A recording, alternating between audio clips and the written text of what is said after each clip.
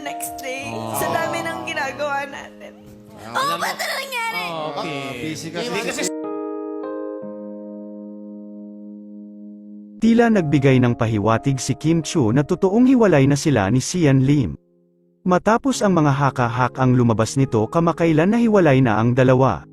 Nagbigay ng iba't ibang espekulasyon ang mga sikat na showbiz columnist sa mundo ng showbiz. Una nang nabalita ni OG Diaz na hiwalay na si Kim Chiu at Sian Lim. Matapos ang mga iba't ibang dahilan sa hiwalayan ng dalawa. Ang unang dahilan di umano sa hiwalayan ng dalawa ang pagkakamabutihan ni Sian Lim at ang kapuso actress na si Ashley Ortega. Pumutok ang balitang ito matapos ang mga off-cam na sweet si Ashley at Sian. Mariin naman itong pinabulaanan ni Sian Lim noon na meron silang tinatagong relasyon ni Ashley. Sa pangalawang dahilan sa hiwalayan ni Sian Lim at Kim Chiu ang pagkakamabutihan ni Kim Chiu at sa kapamilya aktor na ka-love team niya ngayon na si Paolo Avellino. Sa ibinahagi ng article ng Pep.ph, inihayag ng article blind item kung saan may taken na babae na fall na sa lalaking aktor. Binomba ng comment section na si Kim Chiu ang tinutukoy na babae na taken at ang good actor ay si Paolo Avellino.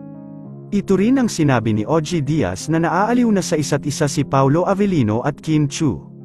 Sa naging interview ni Kim Chiu kamakailan, tinanong ang actress kung saan sinabi ng ABS-CBN reporter kung hiwalay na ba sila ni Sian Lim. Sagot lang ni Kim Chiu ay respect the privacy.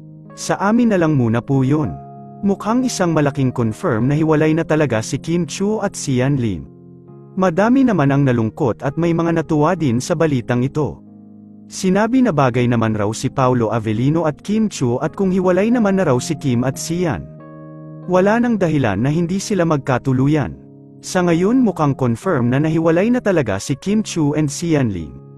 Yun lamang po, ano ang masasabi mo sa balitang ito? Comment mo sa ibaba. Huwag kakalimutan i-like ang video na ito. Maraming salamat po sa panunood.